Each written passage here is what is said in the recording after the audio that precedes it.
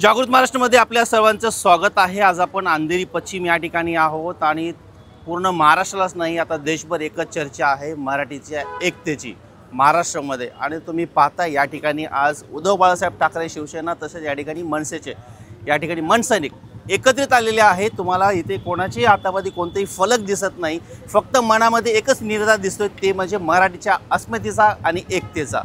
आज या ठिकाणी तुम्ही पाहताय की वरळीमध्ये आज या ठिकाणी सभा होणार आहे आणि त्यासाठी या ठिकाणावरून अनेक मनसैनिक मराठी या ठिकाणचे नागरिक आहेत ज्यांना असं वाटतं की आज महाराष्ट्रामध्ये मराठीच्या एकतेची गरज आहे, ते आज या ठिकाणी वरळी या ठिकाणी निघालेले आहेत। सभेसाठी निघणार आहोत, काय सांगाल?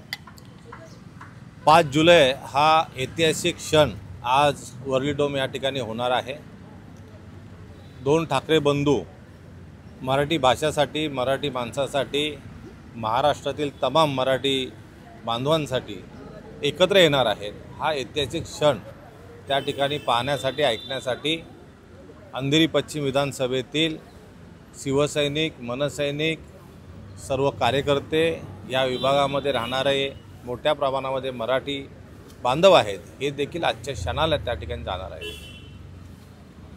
सर्वात आधी तर मी तुम्हाला सांगतो, मराठीच्या विषयासाठी फक्त मराठीच नाही तर आमच्या विभागातले व महाराष्ट्रातले तमाम जातीचे लोक, ते मुसलमान बांधव असतील किंवा हिंदी बांधव असतील, सगळे कालपासून आमच्या संगती आहेत, त्या चळवळीमध्ये आमची साथ देत आहेत। आणि आजचा जो विजय मेळावा आहे ह्याच्यानंतरचं दृश्य जो दिसणार आहे, त्यानंतर मला वाटत नाही परत कोण हिम्मत करेल जय गुजरात, जय हरियाणा का जय दिल्ली बोलायची।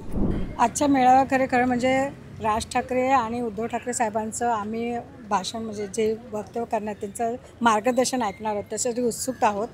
आणि आज खरोखर इतका आनंद होतो ह्या डी एन नगरच्या चौकामध्ये की सगळे मनसे आणि शिवसैनिक आम्ही एकत्र आलो आहोत आणि मराठी बांधवसुद्धा इथले एकत्र आले आहेत। म्हणजे ते कुठल्याही पक्षाचे असले तरी ते आज सगळे मराठीचा स्वाभिमान अभिमान बाळगण्यासाठी ते आज रस्त्यावर उतरले आहेत आणि तो जल्लोष जयघोष आम्हाला बघायचा आहे, म्हणून आज आम्ही तिकडे वरळीला चाललो आहोत। आणि संजय कदम हे इथले संघटक आहेत, ते खरोखर सगळ्यांना मिसळून मिळून एकला चलो नाही आहे, ते सगळ्यांना घेऊन चालतात आणि मराठी बांधवांना घेऊन चालतात। मराठी अस्मितेला जागवण्याचं ते प्रत्येक क्षणी काम करतातच। परंतु आज आम्हाला पुष्कळ अभिमान आहे की दोन्ही बंधू एकत्र आले आहेत आणि आज ते दोन्ही एकत्र आले तर खरोखर महाराष्ट्राला नवी दिशा आणि नवी मार्ग मिळेल आणि आम्हाला सगळ्यांना बरं वाटतं आहे, खूप खूप आनंद होतो आहे। जागृत महाराष्ट्र न्यूज चॅनलला आता आपण ट्विटरवरती देखील फॉलो करू शकता। तसेच जागृत महाराष्ट्राच्या वेबसाईटला भेट देण्यासाठी गुगलवर टाईप करा www.jagrutmaharashtranews.com।